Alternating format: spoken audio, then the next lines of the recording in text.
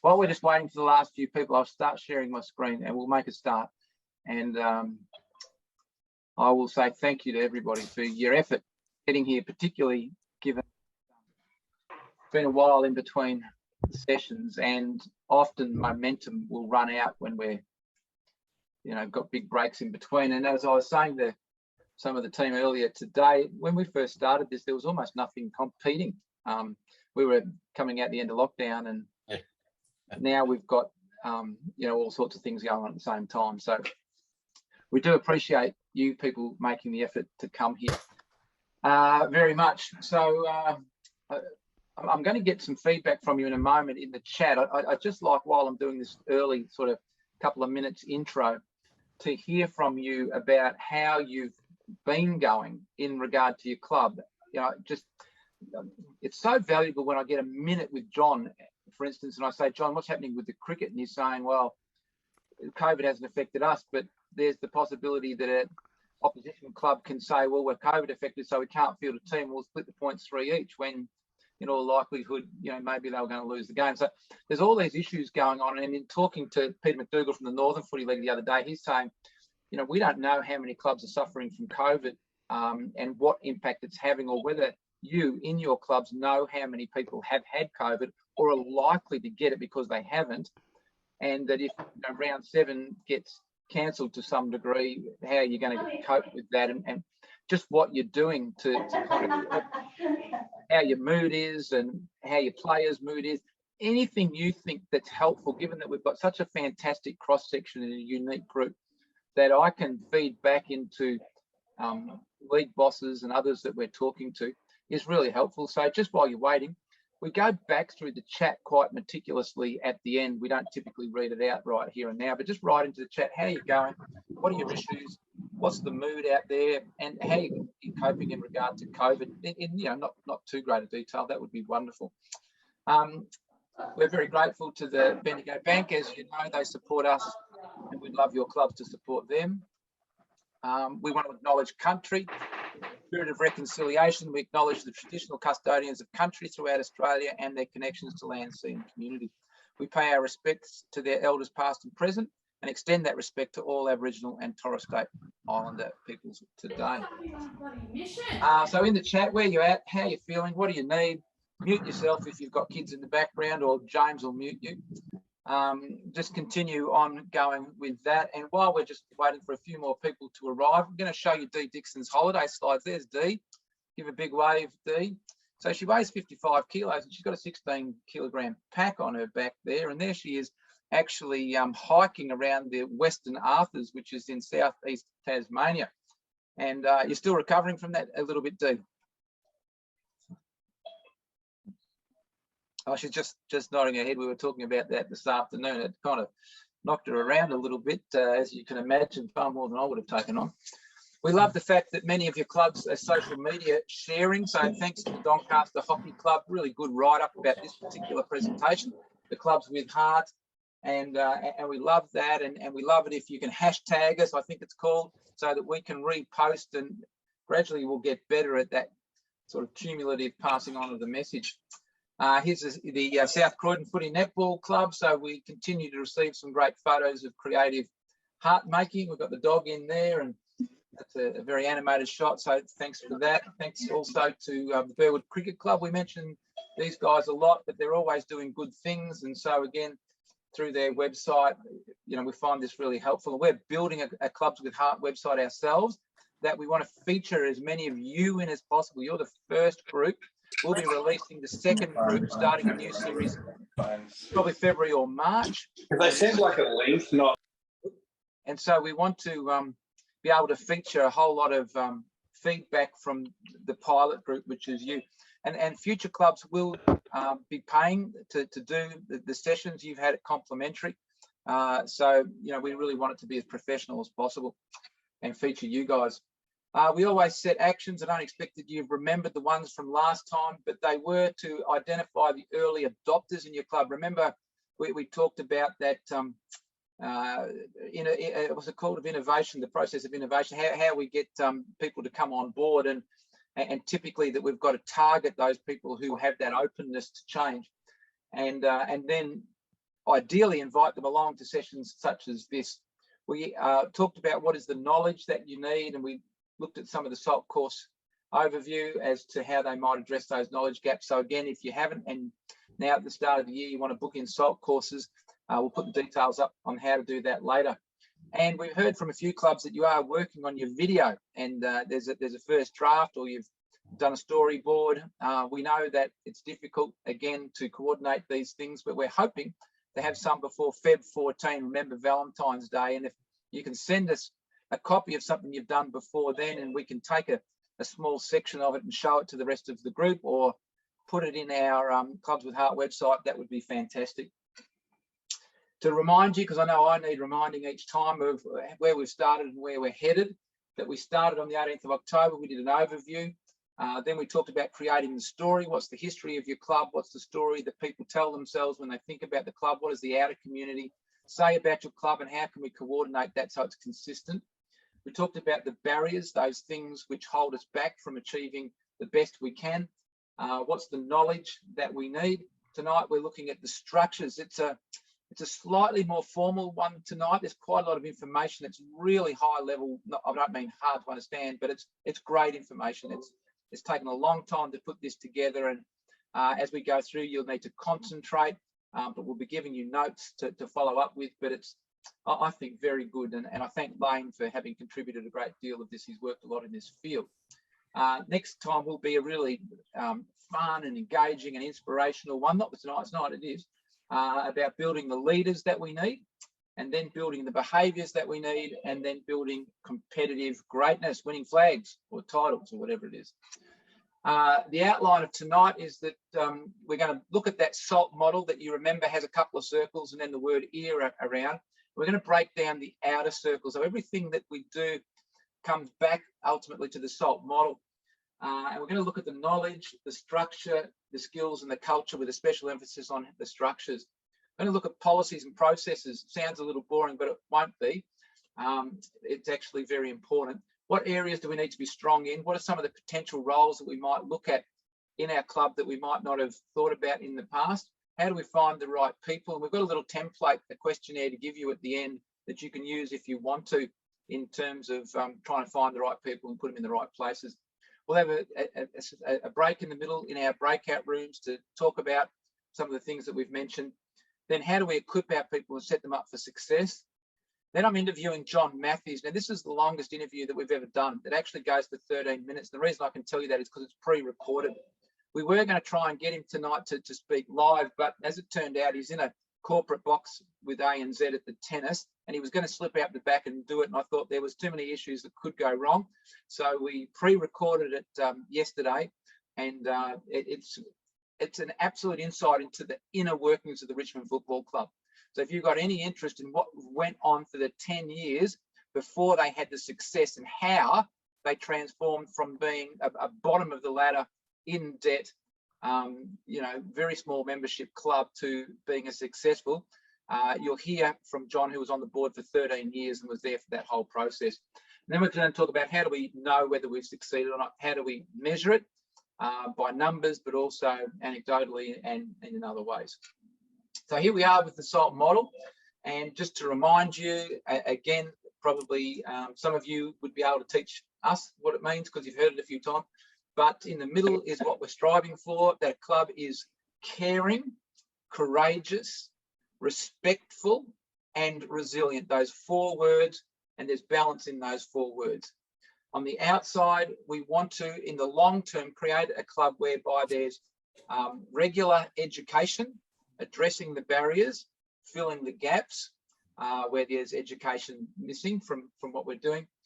We want to share responsibility, and a big part of talking about structures tonight is to say we want a lot of people doing one job really well, a job that they're well suited to, that's in their flow suit, their strength suit, but that every single person who turns up in your club does not attend with a sense of entitlement, but that there's something that they have to do to help this club ticking along.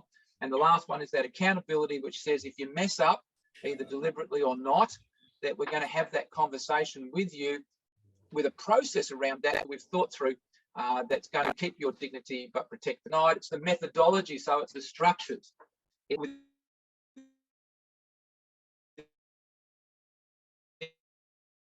In a basis of a certain culture, it's requiring of certain skills and requiring of certain knowledge that underpin those skills. And so we'll talk about all of those things, and we're going to break them down tonight. Might sound a little bit challenging, so let's get started. Clubs are complex places with lots of moving parts, and getting them all in the right places can be challenging, as this little video shows.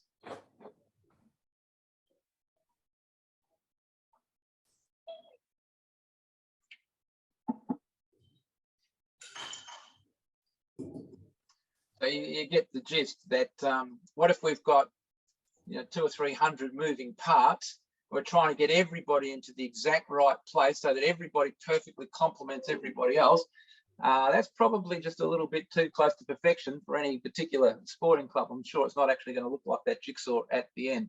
But tonight we're looking at how can we kind of replicate that to the best of our ability. I'm going to throw to Lane now.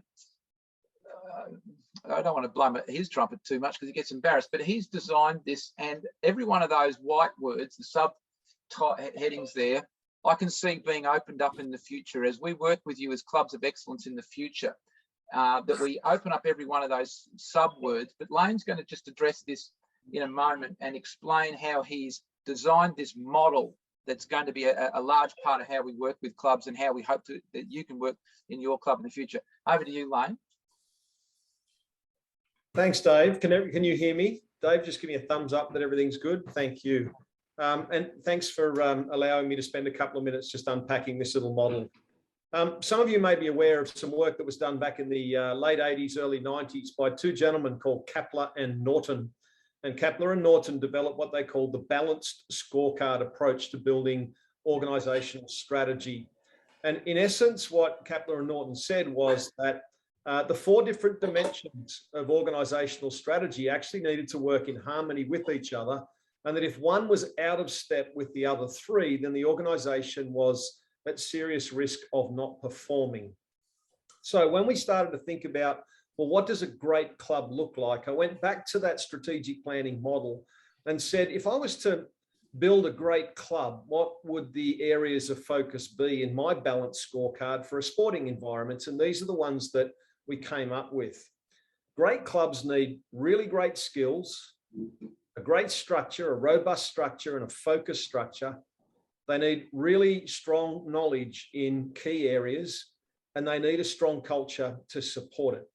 So let's just have a look at each of these in a little bit more detail.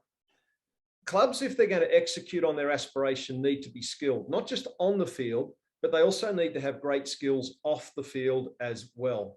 And some of those skills include things like an ability to build a vision and a story, and to develop a 5-year strategic plan that ensures the club heads in the right direction.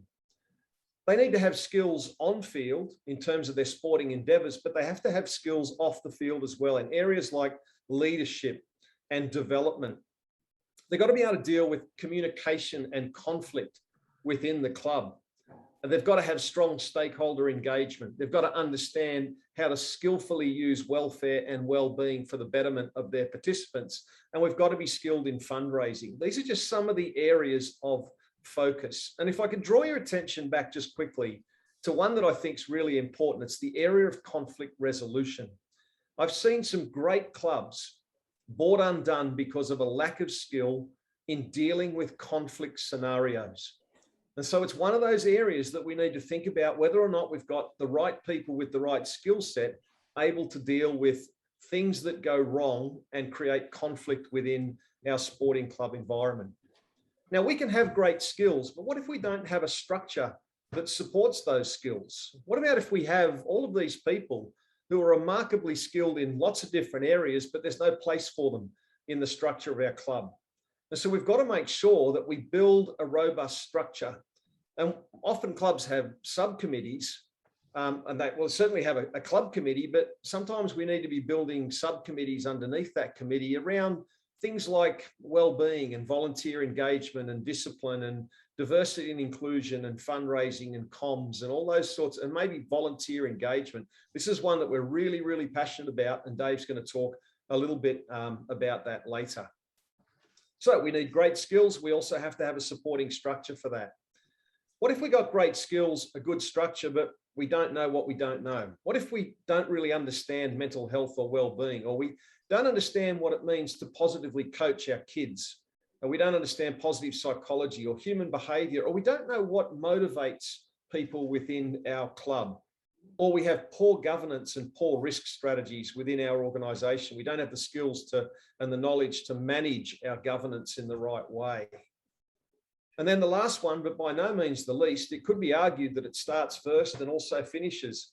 It's culture. And within culture, we need to make sure that we've got the right attitudes within our club, the right values, because we can have great skills, we can have great culture, a great structure, and we can have great knowledge. But if no one wants to do anything, if our volunteers are not fired up about where we're headed, if people aren't engaging in our club, then all the skills, structure, and knowledge in the world's not going to make us successful. So we've got to focus on building great culture.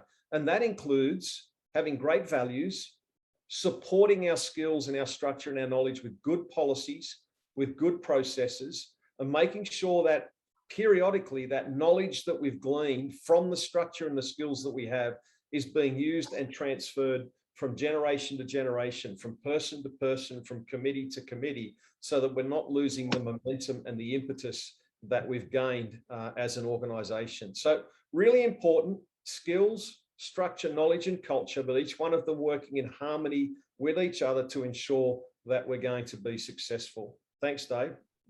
Thanks, Lane. All right, so how do we actually prioritise these? There's a lot of words on Lane's chart there, and it can sound a little bit overwhelming or daunting. But this is what you shared with us, and we keep coming back to a couple of the word charts that you made for us in previous sessions. We asked you in the first section, what's the purpose of your club? Why does it exist? And this is what you said. So everything we are doing needs to be contributing to the community, to the enjoyment. And if we're not doing that, then you know, we're detracting from the potential of our club. And so we're going to talk about a kind of a system of finding the right people, prioritising the right roles, and doing it very gradually rather than thinking that we have to get everything done immediately. I want to talk about policies, and again, sometimes we can be fairly poor when it comes to policy. We make stuff up on the run because suddenly we have a need to prove to some external body that you know, we've got a policy on something, or we've got a problem, and so we think, gosh, we need a policy, or we solve the problem, then later on go back and write a policy for the next time, which is not very good. And look, I don't think any of us say that we love policies, but policy is really important. They provide guidance, consistency, accountability, efficiency, and clarity on how the club and its participants operate. And again, if I just kind of pause after each one of these, you'll recognise the importance. They set us up for the achievement of the club vision. They protect the club and they minimise risk. They set expectations and guidelines on what behaviours are acceptable and what are not. They increase compliance and accountability, and they provide the framework for getting tasks completed.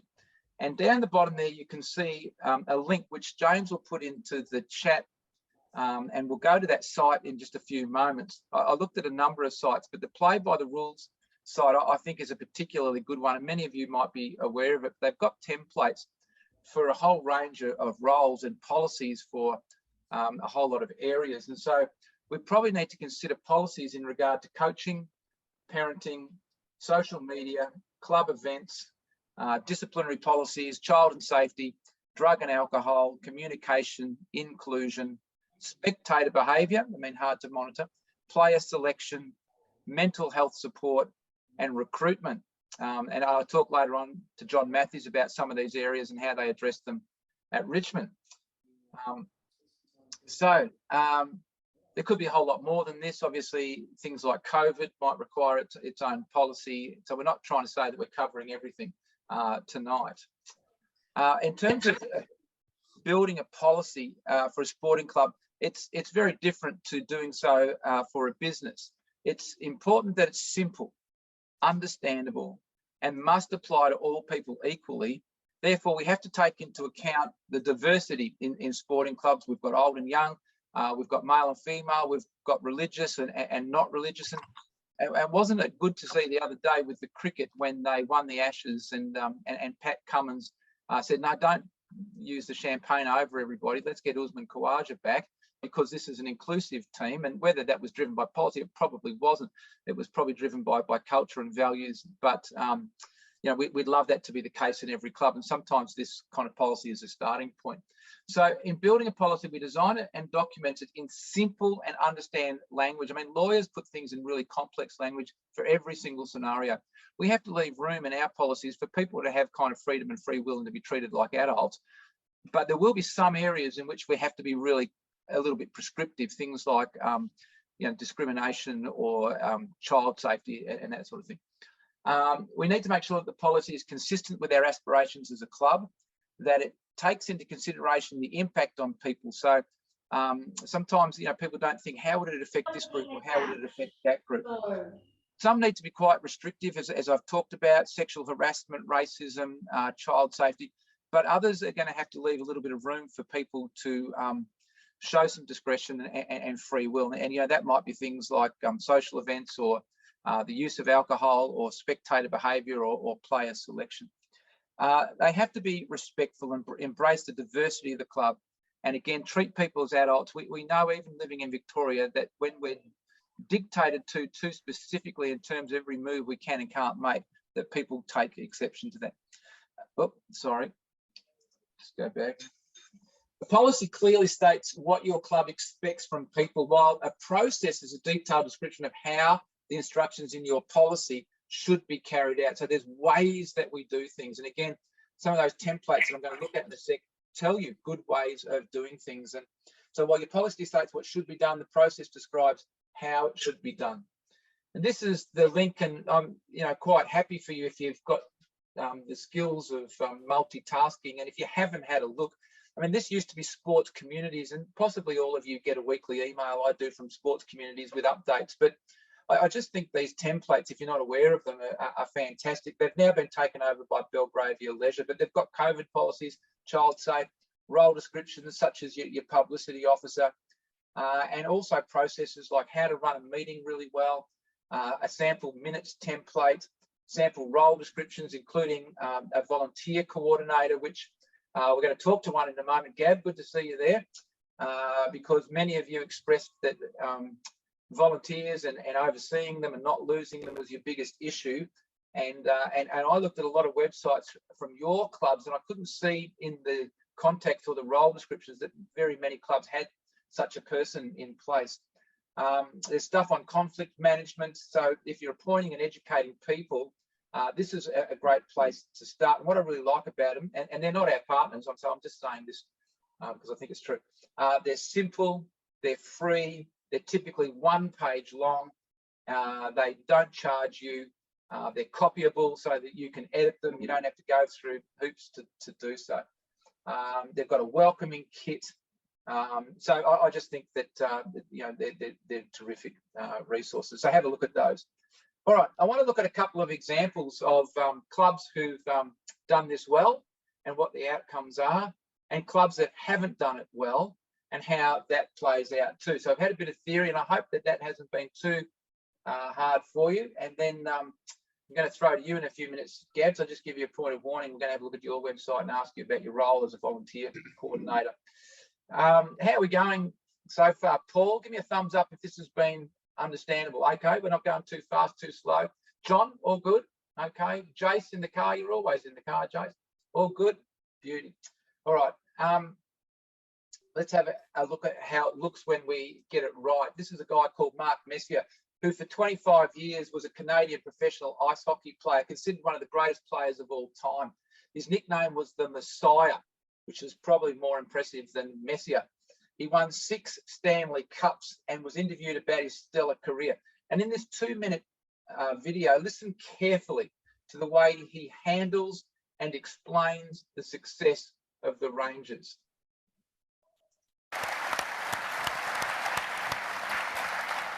I've been trying to figure out a way to articulate all this for 20 years, and I still can't do it. The complexities are incredible of what it takes, and there's an old saying, it takes a village to raise a child.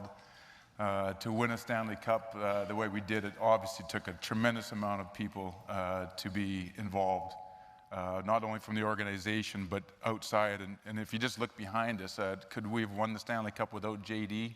Maybe not. Could we have won it without Sam? Could we have won it without anybody? Maybe not. Maybe because the frequency would have been changed. I mean, it gets to be that fine-tuned of everybody being involved on a day-to-day basis and living together. And then you bring in the momentum from the fans and from the incredible generations of people around it to come in and really kind of understand what the team is trying to accomplish. And collectively, you build momentum. And I think what everybody's trying to articulate here, and as Joey so eloquently did, maybe a little unconventional, I think what we're trying to say is that you can't do this without creating a culture. And there's a great saying that culture before strategy. You can have all the strategy, you can have all the talks, you can have all the leadership, but if you don't create culture, none of it matters. And I think what happened that particular year is that we nailed culture. And I think the fans understood it, the team understood it, and everything else blossomed because of it. And here we sit 20 years later, still trying to tell the story, and so many different stories, and it's forever. It's forever, and thank you all for your part that you played in it, because without you, we probably couldn't have done it either. So here we are. We couldn't have done it without each person playing their role. There's that sense of responsibility. It was a generation of people who collectively built the momentum, so it doesn't happen overnight. We have to find those first responders. We have to sell the message frequently and well. We have to get our stories consistent. You'll see a lot of consistency between the quotes that we show you in the videos and the content of the sessions we've had up till now and tonight and into the future. We could not have done it without building the culture first. Now, again, Lane talked about, is it first, does it come afterwards, or does it kind of happen organically as we go? You could argue it. We understood it, the fans understood it, everyone understood it. That comes down to really clear communication, that we've got our story clear and consistent and in line with our values. And then he shows that gratitude, thank you, because without each one of you working together as one, we couldn't have done it. And we'll talk later on about how important it is to recognise people, both privately and publicly, in terms of thanking them for the things that they do for your club. Now, what about when it goes wrong? Well, unfortunately, I'm going to give you the example of my most beloved Carlton Football Club, who last year sacked David Teague as the coach. And tonight, look, there are quite a lot of examples from footy, and I apologise if you're not footy-centric. We're trying not to be either, but it's in the media so much that it gives us scope to get some insight. Most of us kind of know what's going on in footy land. And so David Teague probably didn't meet expectations. I'm not saying that he shouldn't have been sacked. He possibly should have. He probably should have. But the way that it was done reflected really badly on a club that I love and have followed all of my life, and the lack of clarity and direction, the poor communication, the interruption to performance, the mental health toll that it would have taken on David Teague and his family, and no doubt others who were close to him, was really disappointing. And now they've appointed Brian Cook from the successful Geelong Football Club, who have created success on the back of culture. And later when we hear from John Matthews, and we were talking to John and reading about the Richmond Football Club, they based what they did on the Geelong Football Club. And so what a good idea to base your success on the culture of another club that's been successful. When Brian Cook was interviewed about his appointment at Carlton, this is what he had to say. At Carlton, there are values there. I'm not sure how committed the people are to them and how much they actually carry them out, and whether they use the values in important things like appointing people, recruiting players, those type of things that are ultra important. It's one thing to have values on the wall, it's another to actually live them. What I'm probably saying is we need a common culture that people live. We need everyone driving in the same direction on the freeway. Isn't it remarkable how consistent this message is across successful clubs? And look, I'm not saying that Carlton's the only one. If you're a Collingwood supporter and you've looked at what's been going on with board appointments and conflict and factions, you probably realise that there's plenty of clubs who've got a fair bit to learn in this regard. So what do we need to get really good at as a club to have this consistency and this culture? And so we're moving on to this notion of culture. What do we need to be strong in? Recruitment, that players, coaches, volunteers, administrators, 7 p.m. whoops, just thanks for that, are brought on in alignment with the values and the direction and the strategy of the club, that the development goes on. That's the education piece for our children, our parents, our volunteers, and maybe we have somebody who coordinates that ongoing development, that our communication channels, both formal and informal, are done well and consistency, that our policies, as we've mentioned, not only are they written, but they're updated, they're relevant, they're distributed, and they're referred to. I mean, I've spoken to plenty of your clubs who said we've inherited a really old policy on something that was written for a different era. Obviously, our financial management, which is how much we spend and how much we earn, our structures, which we're talking about tonight, the right people in the right roles, doing the right activities, as Lane talked about, our processes, so how are people inducted to the club? How do we run our social events? How do we deal with breaches of standard or conflict? And how do we recognise and honour people and have a consistency in that so people don't fall through the gaps? And then how do we have continuous improvement that we can measure both quantitatively? If you've ever been to uni and you can remember that far back, we had the qualitative and the quantitative, and I keep forgetting those words, but one's those measurable dynamics that you can chart, and the other one's that feedback from people that's looser and harder to record, but equally important. And so let's move on to this piece about knowledge now. We spent a whole session on it, so I'm going to be brief when I'm talking about knowledge. And this is, in a sense, a review of what we've talked about in the past. But in regard to knowledge, we need to identify what are the gaps in our knowledge, and we need to go back to looking at our barriers for that. Have we identified and articulated the strengths and weaknesses? We asked you to do that in an earlier session. Do we understand and respect our history? Remember, that was session 2, but we're intent on writing a new and successful story relevant to our now.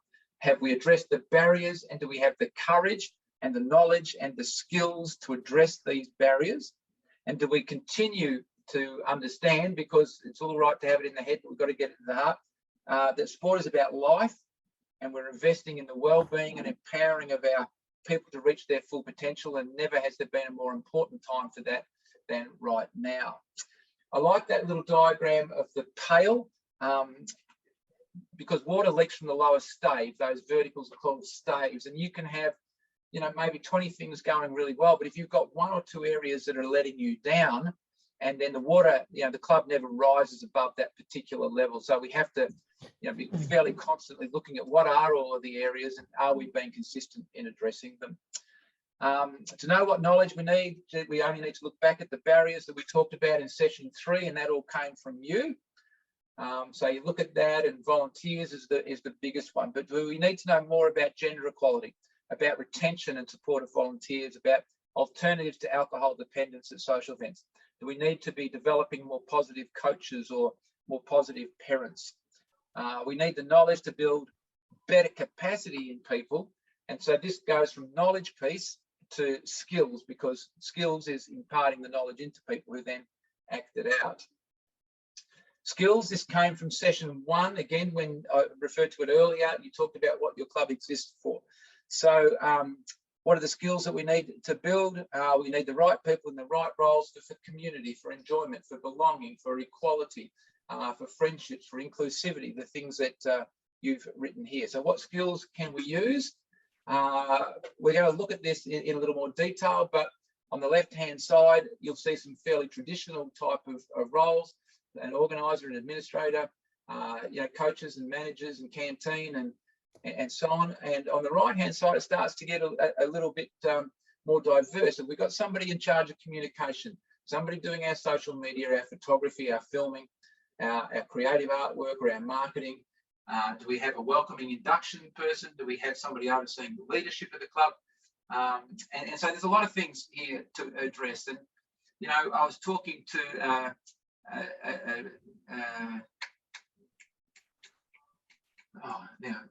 Kate from the Burwood Cricket Club. And remember she, Kate, brought up their diversity and inclusion plan, and it was pretty impressive. And, you know, they had lots of people in different places. And you might recall I said to Kate, Kate, it sounds hard. And she goes, yeah, I thought it would be overwhelming. I thought it would be hard, but it actually wasn't. I just started finding people who were like me. We had a passion for this kind of thing. We started talking about it. We formed a subcommittee. The club was good. They empowered us. And now we've got it running in a really successful way. So small subcommittees, I think, are really important, with clear outcomes and roles, where we spread the load and we give each person or each group one small job that's easy to manage, because actually people want to contribute, but they typically want to contribute in something that's within their area of strength. Sometimes, again, you don't know where to start. It's a little bit like building a plane on the fly. Let's have a look at this. Some people like to climb mountains. I like to build planes in the air. I grew up wanting to be on a wing, wanting to be up this high. Sometimes the temperature up at altitude will reach 60 below. It's brisk, it's refreshing. You never know what you're going to come across up here. Canadian geese, mallards, owls. These people back here, that's why I come to work. That's why I build airplanes in the sky. We're not just building a plane here. We're building a dream. I love this job. I get a lot of thanks up here. When I look over there and I see that little kid, and I look in his eyes, that's all the thanks I need. Well, we hope you don't end up being those people flying off the back because you feel a little bit overwhelmed. But we know that's, you know, a well-known idea of building the plane while you fly, but it's very much the case within Some people sporting clubs. So let's try and keep it simple again. And we've drawn it again. We're going to give you these simple resources. Now, you may not need them. They're pretty simple, but we work out what the role is, what the responsibility, perhaps what background they've got, what skills we're looking for, and who's available. One of the templates we'll give you at the end is just a survey. We wanted to make it into a live quiz. We weren't able to get the technology that would allow us to do that just yet. We're working on it, but our idea is that you would put it out, this survey, to as many people as possible with the areas that you're trying to fill. Survey what their backgrounds and skills are and their availability, and then we connect the dots. I mean, it's pretty straightforward. So then when we've identified the people or what structures are going to get us where we want to go, it helps us to, you know, write the story that we're trying to write to get things done, because our structure supports our aspirations and our vision, our strategy and objectives, our policies and processes. Our structure supports the filling of our knowledge gaps, the right recruitment of the right people, and then to develop those right people to be those people who we need them to be successful. And as I said, I was looking around at your clubs, and I actually initially had 4 or 5 of your clubs roles from your website, you know, contacts and the names of the roles, and they were typically fairly similar. And I know I've kind of highlighted the Fitzroy Footy Club a few times, and I'm not trying to just highlight the same clubs all the time, but if you have a look at their website, it's pretty interesting in terms of the roles that they've got, because they've got you know, a director, a president, a vice president, a treasurer, and so on, and that's the same in every club. But then you read down, and I think what this does is it shows you their values. The roles demonstrates what's really important to them, the story, the vision that they actually have, the reputation that they're forming, because they've got somebody who is a director of communications. What is the messaging that we send out to our community? And then we've got a director of volunteers and community relations. Again, I couldn't find this on other clubs, and I asked Michael to invite Gabrielle along tonight just to tell us a little bit, just briefly. Gabrielle, thanks for coming along, by the way. Tell us about your role at the Fitzroy Footy Club and what you're looking to do in your role with particularly volunteers, but also community relations? Well, it is, as you say, a dual role. So one of my responsibilities is to recruit and manage volunteers, but the other side of the role is to liaise with government on a local level, state level and a federal level to pursue the things that we want to do at the club in terms of, you know, big ticket items like redevelopment of facilities, grants for the things that we need, that sort of thing. So it's probably not a typical role in that most clubs wouldn't have those dual arms, but I have to say, I know you've brought me in mainly to talk about volunteers, and while my community relations, that part of my role takes a lot of time and quite a bit of strategy and finessing to actually keep in sweet, understand, keep those relationships going with all the politicians. The volunteers role, which none of you would be surprised about, is the most difficult aspect. In some ways, getting volunteers to the club is a wicked problem. It's really difficult to find the right volunteers who want to keep on doing that role, do it well, understand how to do it, be properly compensated or recognised for what they do.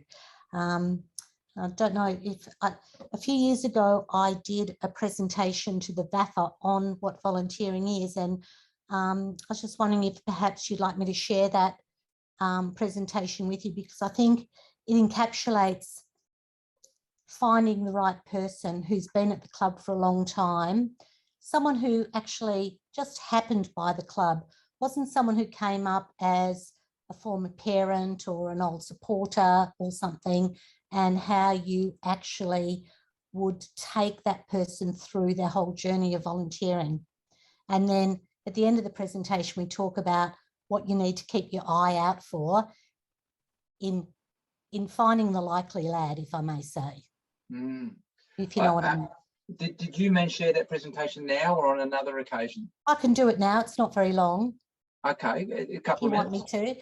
And then I just ask anyone to ask me a question in the chat or just ask me and interrupt me whenever you like to answer any questions. But okay, that'd be brilliant. I've made you co-host, so you can screen share. Okay. And maybe just a couple of minutes, but leave us wanting more, and maybe we'll organise some more another time.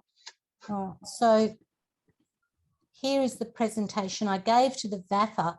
It was in 2019, so before COVID, but it pretty much encapsulates the whole idea, I think, really.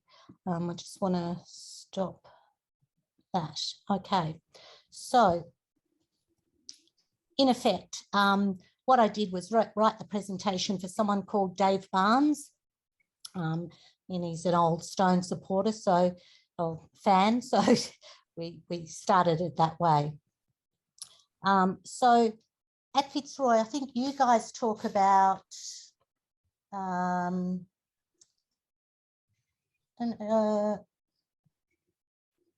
first responders. We call them the people who can't help but help out. And I think in any club, you've just got to keep your eye open for those people who really can't resist helping out. And there are not many of them. They're quite few and far between, but it's really important in a club to watch out for those people that you can tap on the shoulder, because often volunteers don't like to come forward of their own accord. They're shy, they're retiring, and they're self-effacing. So if you can keep your eye on people you can see that are sort of, being around, being interested, often they really appreciate being asked to do something. And Dave Barnes certainly was someone in that regard. So yeah, we have a story at Fitzroy that he jumped off the tram at Brunswick Street and never left. He reckons that's not quite true, but we keep the story going. And he's done so many jobs throughout the years. Here he is goal umpiring for the twos, and he's done it for I don't know how many years, a lot of years. Yeah, so there, you know, he'll serve sausages, he'll pack up, he'll bump in and bump out every single game. That's his daughter on the right, so when we need him to, he'll even do a bit of recruiting for us. But what's important, I think you referred to this earlier, you've got to give back to people like Dave. So, yeah, he's made lifelong friends. That's our famous Kerry Winchester, who's run our barbecue for many years and has become famous in her own right for producing the Kerry burger that people come far and wide to eat at Fitzroy. This is one of our club best and fairest, really shy, retiring boy. Dave took it upon himself. I'd see him week in, week out, just quietly talking to Max, just making him feel at home, making him feel comfortable. So, you know, and then these boys, these twos that he umpired, was the goal umpire for so many years, they consider Dave part of their team. And of course, at one point, we elected him Volunteer of the Year, and so he's on our honour board. So the question is, so many, you know, so you don't get many Dave Barneses, you know, around your club. When you do, you grab them, you recruit them, you support them, and you celebrate them. But there are so many other jobs, and as we all know, come game day, you might not have anyone to do something. So, you know, you have to think about at the beginning every season, who's going to do all the jobs. Like at Fitzroy, we've got 7 teams to get out there on the ground every week. It's a huge amount of volunteers, and it's a huge wicked problem, as I said before, to get someone to do everything needed to get those teams on the ground. So here's our president, Joan Eddy. So as I think I said there, can't see because I've got you guys in my way. So yeah, so sometimes you have to start at the top. Sometimes you have to go to someone and say, I need you to do something. And no matter what their actual role is or their status is in the club. This is one of our lifelong supporters at Fitzroy. We're lucky to have people like Suzanne, who's run our clock for, you know, many, many years and came from the old Fitzroy Footy Club. Sorry, now my, yeah. And of course, the parent body. You've just got to go to parents and say, we need you to help out. Would you mind doing the scoreboard this week? And if you're not going to do it just this week, can you do it for the rest of your life? And then when you're really in trouble, but actually it's probably not a bad thing from a cultural point of view to enlist your players to do game day roles that you need. And, you know, you just create an expectation that they will do those things. And they'll always respond and do that. Here's another player who, you know, this is just a bit of a joke really. So we fed him as he's being an umpire escort, but sometimes you just got to say, I want you to do this and you to do that. And of course, the best people to do on a game day to fill a role that you didn't realise you needed are injured players, and have an expectation that injured players are still going to come and still going to do something for you. This is one of our lovely volunteers supporters actually, who is one of those people who likes to watch the umpire rather than the game, I could say. So often good to put people like that in, you know, I'm preaching with the converted, I'm sure, put them in a role that they actually can't misbehave.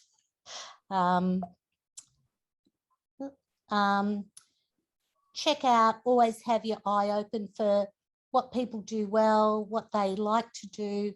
This is a quilt that we auctioned at the end of one year from a volunteer who can do this sort of thing, and was, you know, really chuffed to be asked to do something. This is an image of a photograph that won the VAFA Photograph of the Year, and it came from one of our professional networks. somebody who knew the photographer Peter Casamento and asked him to come down and take photos for us.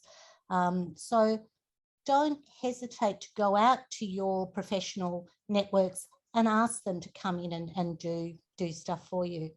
I might have to finish it up there, Gab, just because we are. That's it, really. That's it. That's absolutely fantastic. And let's put our hands together. And thanks, Gab, very much for that, because that was an area which we identified as, or you identified as being one of the main ones that you struggled with. So some really practical suggestions from a footy club perspective. We know too that not all clubs are footy clubs. Really appreciate that, Gab, and she'll be around at the end. She said if you want to chat to her afterwards, we always hang around at the end if anybody wants to keep chatting. Notice they've got also Director of Player Recruitment and Wellbeing. Interesting that Michael has that dual role. We've heard from Michael in the past. Sponsorship governance. They've got somebody who oversees events, and I think that's really important too, particularly that our events align with our values and the way that we run them. So, yep, well done, Fitzroy Footy Club. So, potential roles within your club. Again, we've sort of touched on some of these things already, but I noticed that the welcoming manager is one that increasingly clubs are doing. I think the club development manager is a good one. That's different to the club strategist. So the club development manager is overseeing the knowledge gaps. What is it that we need to develop in our group in terms of the barriers that we're missing? Whereas the strategist, where are we going to be in 5 years and what's the strategy for actually reaching that? I think the rest are fairly self-explanatory. And then they each get a role description. And so Lane, working with the old Trinity Football Club, has put together in the roles that they were doing. I won't read all this, obviously, but you can see that there's their primary responsibilities. What sort of background and skills were they looking for, and how are they going to develop them? And I think that's a really good column there as to particularly can we align with external bodies like Mental Health First Aid, Beyond Blue, SALT, etc., to help grow our club.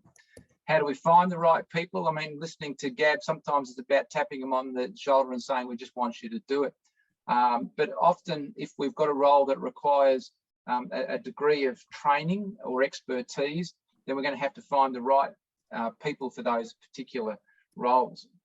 And again, I love this diagram, which we use in our leadership session often.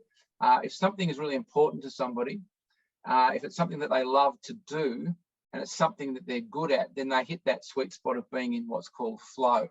And when we find those three things, asking somebody to do something is no longer a burden because we bring real energy to the things that we really love. And, Gabby talked about people who can't help helping out. Well, if you find the area that a person's passionate about and good at, and that you ask them to do something, they'll, give you far more than you ask for because that's what they really like. But when it comes back down to things that are,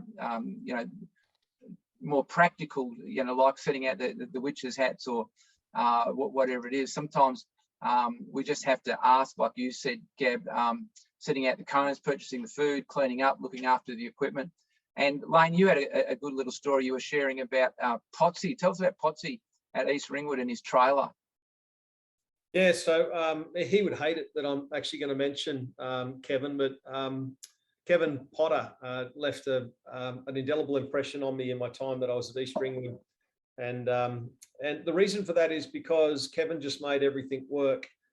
He was recently in 2019 made a life member of the club for his service to the club. And Kevin had a trailer, and in the trailer was all of the property that needed to be used both on training days and also when there was away games. And he took great pride in that trailer and having everything in there that was going to be needed to ensure that any situation the club confronted was going to be catered for, whether it was uniforms for new players or whether it was first aid kits or whether it was balls or pumps or cones, whatever it was that was needed was in the trailer. And you could go and talk to Potsy, and Potsy would rummage around and make sure you had what you were needed. And they're the salt of the earth people that make clubs great, and they do it with with great energy because they're really passionate about what they do. Terrific. We're going to give you a break because it's been fairly full on, and we're going to give you a chance to go into some breakout rooms, probably for about 5 minutes. We need to pick up a few minutes. And we've got a 13-minute interview later, which I can stop early if need to. But I just wonder, I thought it would be terrific for you to discuss what are some of the roles that you've brought in at your club that have been successful. I mean, you might have brought in ones that have been unsuccessful too, but what are the roles over the recent years that perhaps not every club has somebody in that role, but you've discovered that it's really worked? Or what policies have you implemented that have made a really positive difference to your club? Now, look, if you don't have, for those of you who are not aware, you could talk about what policies you think you might need, given what we've been talking about. But do you feel like you could do that? Give me just a thumbs up if we've got enough to share there. Jason, Sean, Danny, Malcolm, are you going to be able to share on that topic for a few minutes in the rooms?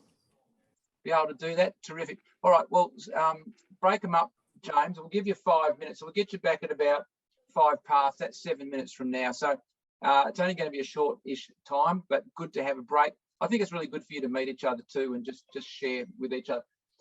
So those questions will be in the chat so that you can read them. All right, send them out, James.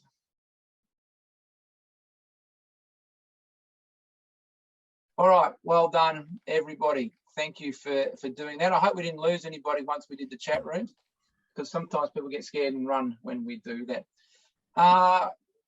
So just putting stuff into the chat. Once we've identified who we need and what we need to do, how do we set them up for success? This is off the Berlin Wall.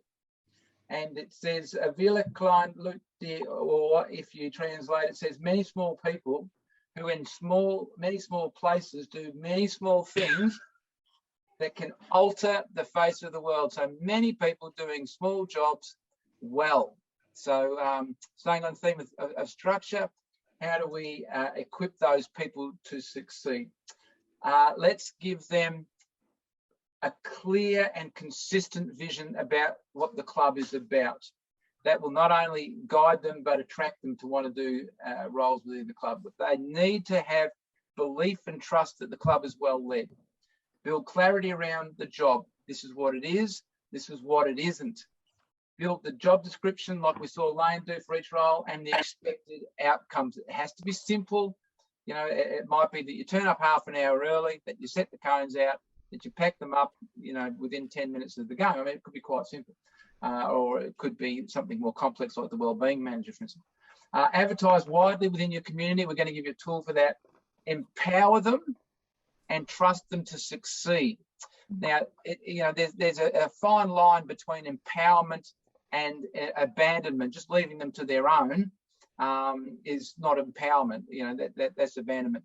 We don't want to micromanage, but I think rather than having 2-hour meetings occasionally, the best ways that we help people to be successful is we check in on them frequently, but briefly. So you're walking past, how are you going with that? Is there anything that I can help you with? Are you getting the support that you need? Thanks so much for doing it. We're seeing the results. You know, that quick, instant, short feedback, questioning, support, I think is really helpful. Communicate regularly, keep it short, don't overcomplicate things. As we heard from Gabrielle, show gratitude, compliment people often and occasionally do it publicly. People love to be publicly acknowledged. Put it up on, you know, if you've got your players up in your club rooms, if you've got club rooms, put your volunteers up there in your newsletter, in your social media. Build the support around them. It might be just connections to to sites on the internet or to people at other clubs to help them succeed. So I really like that concept of giving people just one job and not overloading them or confusing them with multiple roles. Sometimes when you put two things together, it becomes unclear. Hopefully no one reads this straight across from left to right like I did. You don't matter, give up. Or you try to convey two messages or two jobs, all cars under $4,000, except for the ones that are more. And so perhaps just we give them one job. That true doesn't necessarily equate to success.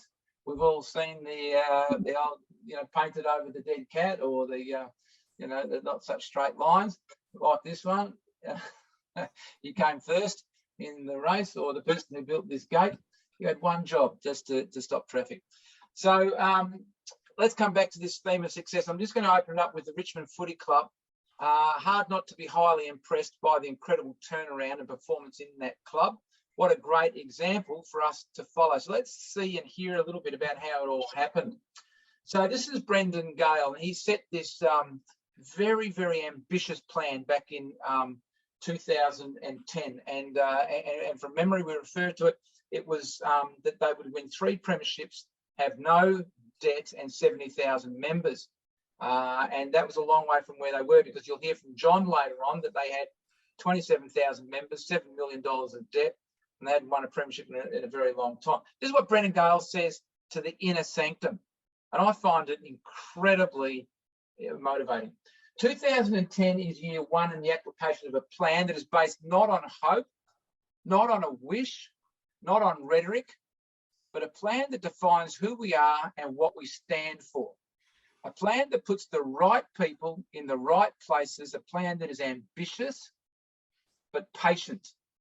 This is everything we've talked about. A plan that relies on all of us to succeed, shared responsibility, a plan with real goals set out clearly, well communicated, expectations, that's that responsibility, and there's that word, and accountability. SALT model. I reckon he stole this all from us. Thing is, he said it in 2010 and we weren't even born.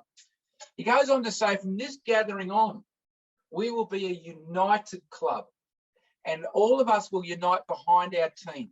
We will be relentless in the pursuit of excellence, in sticking to our plan and never deviating, and the way we apply ourselves to our goals. We will be proud of our past and what we've achieved, and we will be ambitious about our future and what we plan to achieve. Exactly what we talked about when we talked about our history, the people who went before. Some made mistakes, some tried their best. We build on that and create our new story. We will be leaders in terms of our thinking and people, and in terms of our relationships with our community. Gabrielle, community manager. These are the benchmarks that will make Richmond a powerful and glorious place to be over the next decade. So then, how wonderful that this marvellous man, John Matthews, who's a businessman and he was on the board for 14 years, I'll introduce him in the interview, agreed to come on. He would have come on live tonight, but as I said, he's at the tennis for those who've joined us later in the ANZ box. But he was there right up until 2016, and a lot of the credit for what happened was credited to him. He's got a sporting background, a long time involvement. He runs his own law firm. He's a business entrepreneur. He owns a whole bunch of retirement villages. And so we're going to interview him. And unfortunately, the interview, again, technology, keeps the face of myself and James, Statler and Waldorf, just sitting there nodding their heads the whole time rather than just John's head filling the front. But let's have a listen to what he has to say. And it does go for 13 minutes, but we're actually going pretty well to finish still on time. There's not much to come after this, but I think you'll find that this is intriguing to hear what went on behind the scenes at the Richmond Footy Club. On my notes. Righto. Yeah. John Matthews was a Richmond Football Club director for 13 years. At the time of his election to the board in 2004, the club finished last on the AFL ladder, had 27,000 members, and was $7 million in debt. John has a sporting background and a lifelong involvement as a lawyer and business entrepreneur, and on his retirement from the Richmond Football Club board was acknowledged by his peers as having been one of the major contributors to the club's success. John is also a wonderful supporter of SALT. John, welcome to our Clubs with Heart webinar series, and thank you for joining us. Thank you, Dave. Last on the ladder, fans not turning up and $7 million in debt. I guess my first question would be, why? Why did you agree to join the board? I'd been a lifelong Richmond supporter, as had my father, and I was sick of the club's lack of success. I thought the club had for many years been poorly administered, and I thought I had some skills that I could assist the club with, and I had a number of influential Richmond people suggesting that I stand. Terrific. John, in terms of structures, when you arrived at the club in 2004, how effective were the structures in the club, and what did you feel needed to be addressed or established at this stage? Well, there weren't really any structures. I was the first person who was actually had been elected to the board rather than appointed. There were no subcommittees. There was no induction. The club, unfortunately, was under-resourced mainly because of its lack of finances. So we needed to address the finances, but I thought the initial, the most pressing concern was to improve our recruiting, because I thought our recruiting had been diabolical. Right.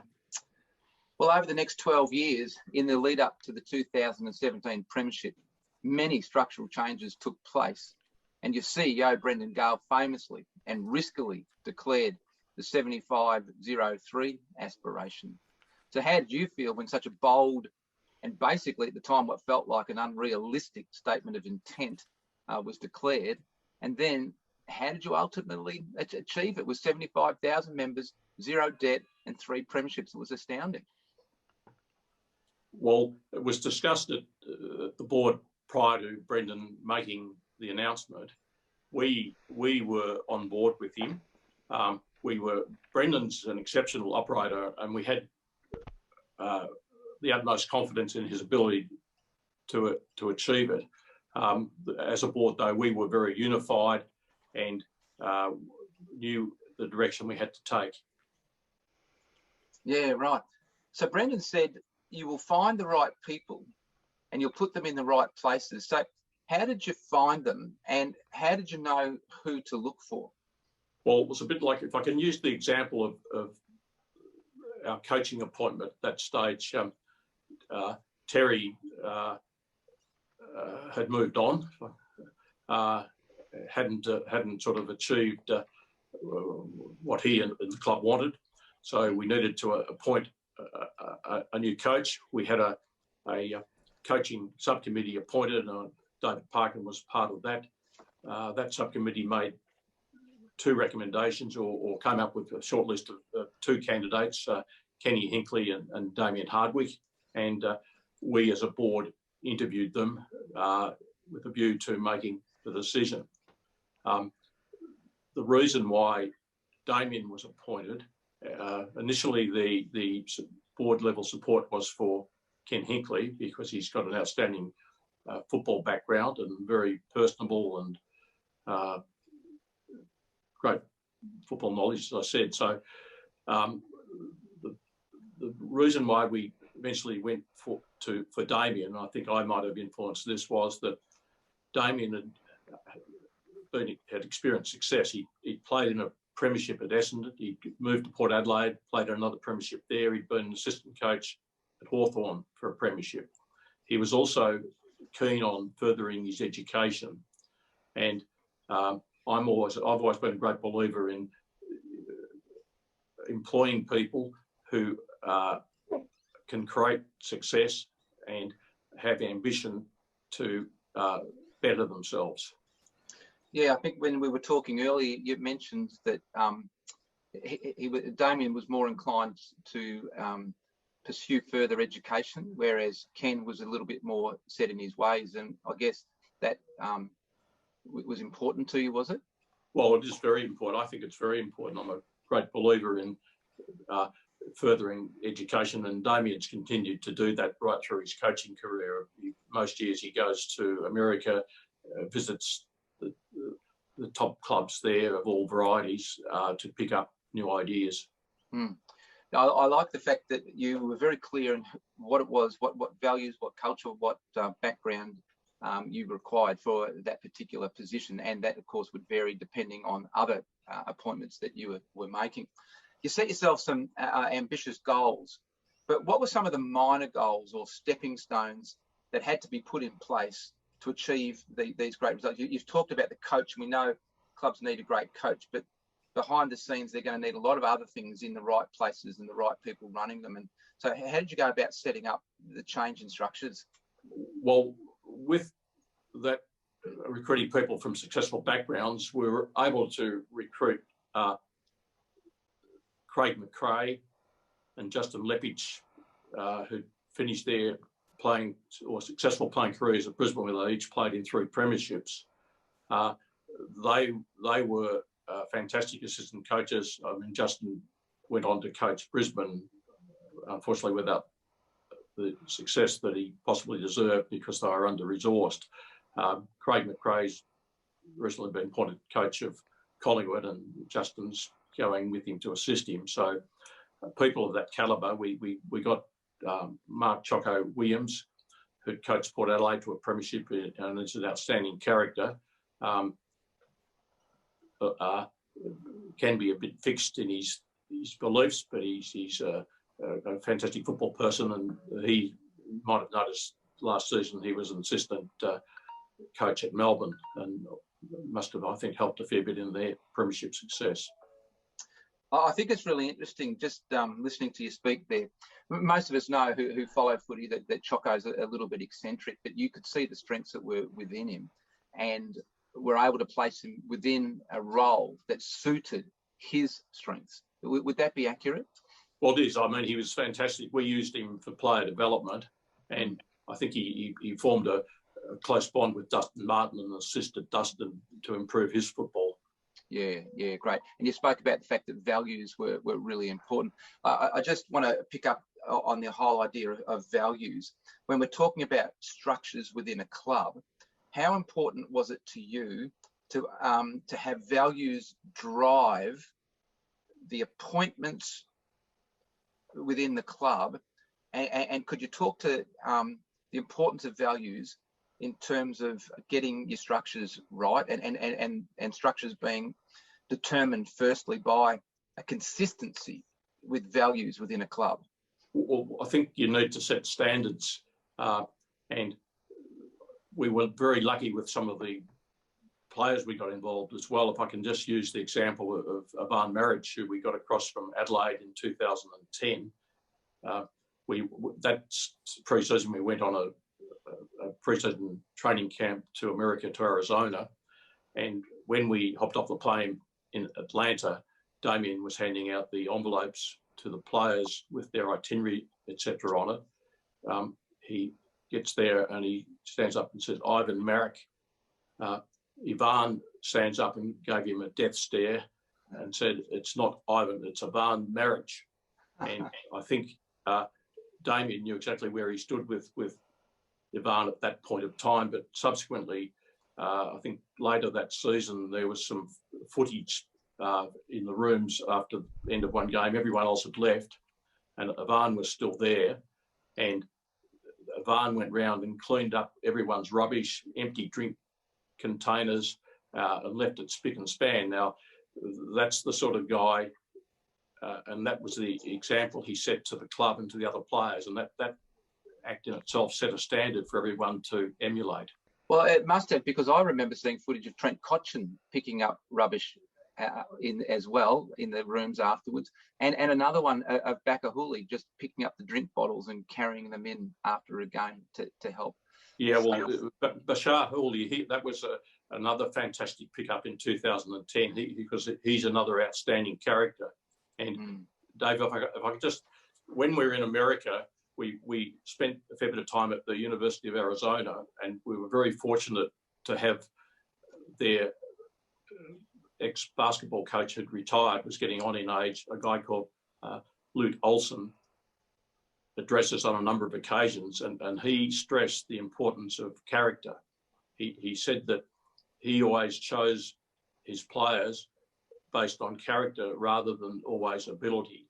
And he did mention when he started his coaching career, he'd been there, he coached them for 27 years, and they made the finals 24 times. His first game, the bus was leaving the university at 8 a.m. 8 a.m. came and his captain and best player hadn't turned up. So he said to the bus driver, "Off we go." They left without them. They lost, but no one else ever missed the bus. Yeah, that's great. Look, as we get to the end, when you decide that you're going to go in a certain direction, you can sometimes get outside noise that creates opposition. And there was a well-documented time back in 2016 where it appeared that there was a subgroup who were rising up to try and overtake the board. It was apparently led by Bruce Monteith, and there's a lot of media hype about that. So How did you get through that period of time? Well, we as a club and a board weren't overly concerned with that. As far as we were concerned, that was just a media hype, and that I think most of the club's members and internally at the club were happy with the direction we were going. We believed as a board we were heading in the right direction, and the people that they were suggesting on their new board lacked the skills that the existing board had. Peggy O'Neill, our president, was very firm in saying or challenging them, saying, well, if you want to challenge the board, do so. And they dropped away very quickly. Yeah, great. Look, we've gone a little bit over time. I'm going to just stop it there because I only kind of draw it to an end there, and we're a little bit behind time. We've got 5 minutes, and I do want to make sure that we finish at 8:30 as we always do. They had those ambitions around the 70,000 members, the zero debt, and the 3 premierships. And at local sport, it might not be quite as measurable as that. And in fact, we've made the point many times that local sport is actually more about community and connection and bringing out potential and a whole range of other community things than it is winning premierships. And that, his attitude there was largely, a very professional one, and we're mainly local in those clubs. So how do we measure success? And again, we'll give you the notes on this, but it, I think, has to be a combination of both anecdotal feedback and quantifiable type outcomes. So things like surveys and numbers and the number of players turning up and how many teams you can field. These are all quantifiable. The sponsorship dollars, the churn or turnover. But then when you are losing coaches or people are coming here, well, it's the questioning, isn't it? Why are players leaving, and what are people writing on social media, and how connected to the community are we? How are we going in regards to finding and retaining volunteers? We need both a combination of that quantifiable, but also that anecdotal that comes through conversation. I think in our local clubs, we need to agree on really simple KPIs. We can't be overly ambitious or theoretical. We reevaluate these as circumstances change, and obviously COVID has had that impact. We take a gauge of where we are now, and we take a gauge in 12 months. And of course, we're doing that with you. We've surveyed all of your clubs at the beginning. We want to do so again at the end, and in a few months' time. And we regularly speak to our stakeholders and get their feedback. So, okay, as we draw to a close, we've covered a lot tonight, and I won't go back and summarise in the interest of time. We've got this little survey that, again, I said I'd hope to put together as a live quiz, and if anybody has the technical expertise to support us and how we might be able to put this out to our people and get their responses and have them collated, then please let us know. But I don't know if you can read that, but the idea is basically to ask people within your community, and we heard from Gabrielle earlier, parents, friends of people who come down and watch, players themselves.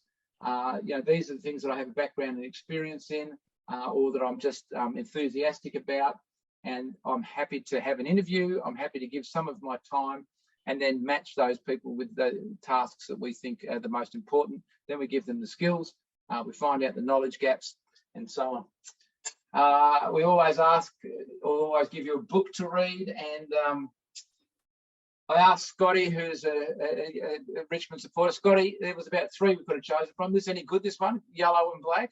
Oh, this is fantastic, Dave. I'd encourage everyone to read it at least 3 times like I did, and probably get something out of it every time, Dave. And it'll probably set them up for success for another 10 years, I'd imagine. All right. If you want to know how to solve the entire world's problems by looking at the Richmond Football Club, there is a book that, believe it or not, is called The Football Solution, How Richmond's Premiership Can Save Australia. So if you didn't think that was an effective football club, you didn't realise just how powerful they are. They can save the world. Says probably get through that one 5 times, Dave. So look, it could well be worth a read. As we come to the end at 8:29, actions from tonight are: what roles do you need to fill, and what skills do they need? So just building that skills matrix. How are you going to find the right people? We'll send you the SALT survey. to send out. And of course, you can modify it and adapt it however you want to. And Feb 14 is our next one. We'd love for you to send us your videos. If you're looking at the knowledge gaps in your club, they're our courses. We've talked about them before. And if you're putting people into positions and you want to ensure that the culture is consistent, do our Clubs with Heart session with your whole club. That's like a summary of our 8 sessions into one session, but with all of your playing group. Obviously, your coaches or your parents, club wellbeing teams is a wonderful thing to do. We've modified that course from 5 sessions down to 3. So they do 3 sessions online of about an hour and a half each to become the eyes, the ears, the heart of wellbeing and mental health in your club. Obviously, wellbeing and mental health as your clubs come back is probably the #1 issue. And with the COVID lens, we love to talk about who's got needs within the club, who's got capacity, and how can we connect the people who have capacity with the people who have needs and make sure that we're asking the right questions of each other as we come back into clubland. If you want to book a session, you can, I think, click on that, or we'll send it out in the information. Or we've got some new staff, including Matilda Dillon. We call her Tilly. So if you ring up and ask about one of the courses, Tilly will talk to you about them and can book them in for you, or you can email us at info@Sport and Life Training. It's now 8:31.